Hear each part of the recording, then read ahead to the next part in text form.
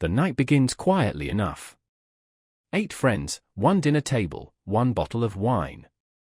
Nobody suspects that by midnight, the world as they know it will be gone. Em is nervous before she even walks through the door. She has that restless energy that hides something deeper. A knee injury ended her dancing career years ago. And lately, her relationship with Kevin feels held together with tape. Kevin always seems fine, though. He smiles, pours the drinks, keeps the mood light. That easy confidence of his, it is charming right up until it isn't. Mike and Lee arrive together, carrying the comfortable weight of a long relationship. Hugh and Beth follow, a little quieter than the others. And then Amir and Laurie, rounding out the 8. These people have history with each other. You can feel it in the way they talk, the way they carefully avoid certain topics. Old friendships, old tensions, all simmering just beneath the polite conversation. It should be a nice evening. It really should. But before the appetizers are even finished, the phones start dying. Not losing signal, just dying. Screens going black one by one, like candles being snuffed out.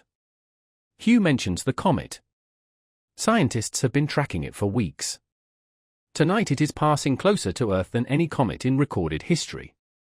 He heard a strange story once, about a comet back in 1923. People reported experiences that night they could never explain. The table laughs it off. Comets are ancient, beautiful, harmless things. What could a comet possibly do to a dinner party? Then the power goes out. The whole neighborhood plunges into darkness at once. Except for one house. Down at the end of the street, a single house is still glowing. Warm light pouring from its windows, steady and deeply strange. Everyone drifts to the front door to look at it. And in that moment, without anyone saying it out loud, the evening changes shape entirely. Hugh and Amir decide to walk toward it. Just to find a phone, just to check on things. Nothing dramatic, they say. When they come back, something behind their eyes has shifted. The house they found looked exactly like the one they just left. Same cars in the driveway, same porch, same layout, same everything. And sitting outside on that porch, the box. Inside the box were photographs of all 8 of them, taken tonight. Candid, specific, intimate shots. Each one with a number written on the back in black marker. Nobody took these photos. Nobody sent this box. It simply appeared, on the porch of a house that should not exist. Hugh reaches for logic the way some people reach for a drink. He talks about quantum decoherence, parallel versions of reality briefly bleeding into each other. Under the right conditions, he says, multiple versions of the same moment could coexist. Not as imagination, not as metaphor. As actual, physical reality. The table goes very quiet. Because the photographs are still sitting right there in front of them. Em is the first one to really feel it. That slow creeping horror that starts in the stomach and moves upward. She glances at Kevin and he gives her a reassuring smile. But something about that smile tonight feels rehearsed. She thinks about Sylvia, Kevin's ex-girlfriend, who was originally supposed to come tonight. Kevin talked her out of it, he said. Em believed him then. She is less sure now. Kevin takes charge in the way Kevin always does. He draws a blue mark on everyone's hand with a marker before they head outside. A simple system, he explains, so they can confirm who is who when they return. It seems completely reasonable. It will not be enough. Outside, the street is completely black. The only light comes from that single glowing house in the distance. And as they get closer, the group slows down without anyone telling them to. Because through the window, they can see people. People sitting around a dinner table. People they recognize immediately. Because they are looking at themselves. Another version of the same dinner party, happening right now, simultaneously. Same food, same wine, same 8 faces. Just a different branch of the same night. Kevin knocks on the door. Nobody answers. They stand on that porch for a long moment, nobody saying a word. Then they turn around and walk back. But when they step inside their own house, the blue marks on their hands are gone. Just gone. No smearing, no fading, no explanation. Did they wash them off without thinking? Or did they walk back into the wrong house and not even realize it? That question takes root in everyone's mind at once. And once it is there, it cannot be removed. The group begins to fracture. Not dramatically, not all at once. The way ice cracks on a warming lake, slowly, silently, and then all at once. Laurie starts testing people with questions only the real version would know. Favorite memories, private jokes, things whispered in confidence. The answers come back correct every time. Which somehow makes everything worse. Because if every version out there has the same memories and the same voice and the same face, then what does correct even mean anymore? Amir finds another box on their porch.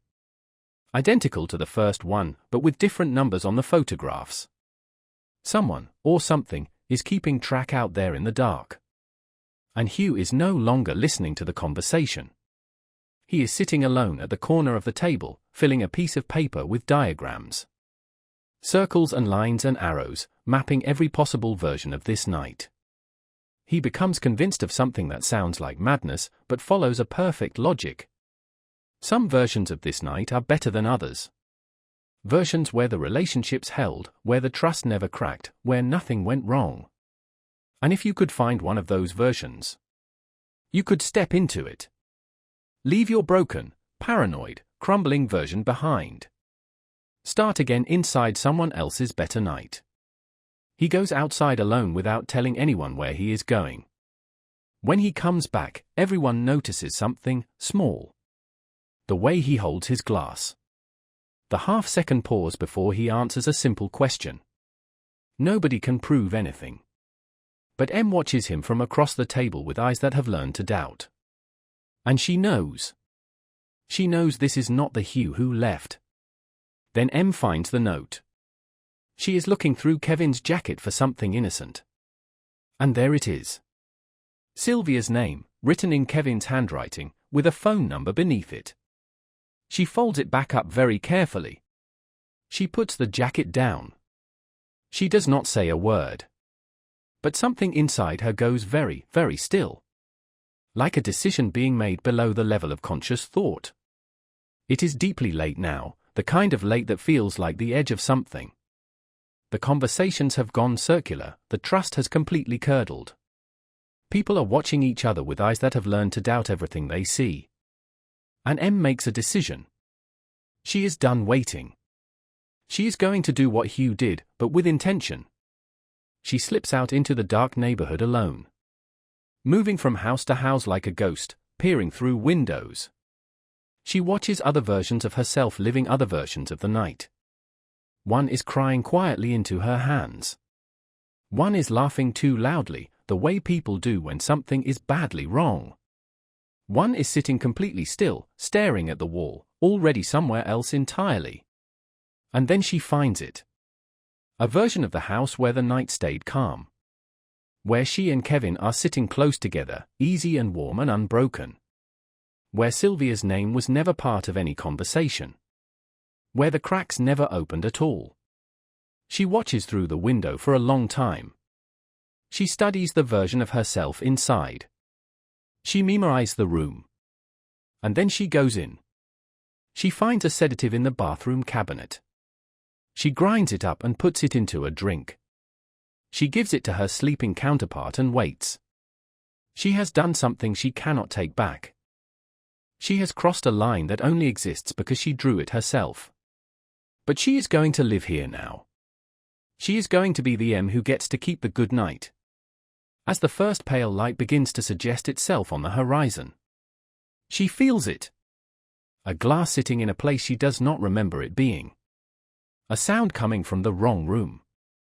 That familiar wrongness spreading slowly through her chest like cold water. Because no matter how many houses you walk through in the dark, you cannot leave yourself behind. She brought all of it with her. Every fear, every doubt, every quiet suspicion, every small cruelty. The comet did not create new versions of them. It only revealed the versions that were already there, waiting just beneath the surface of every polite dinner party, every rehearsed smile, every folded-up note put carefully back into a jacket pocket. And that is the real horror at the heart of coherence. Not the quantum physics, not the parallel houses, not the vanishing ink marks. The horror is far simpler and far more devastating than any of that. A better version of your life would still have you in it. And you are the problem you cannot escape. The comet passes silently overhead. The power comes back on, one house at a time. And M sits alone in a kitchen that might be hers, surrounded by people who might be her friends, living a night she chose, but can never fully claim.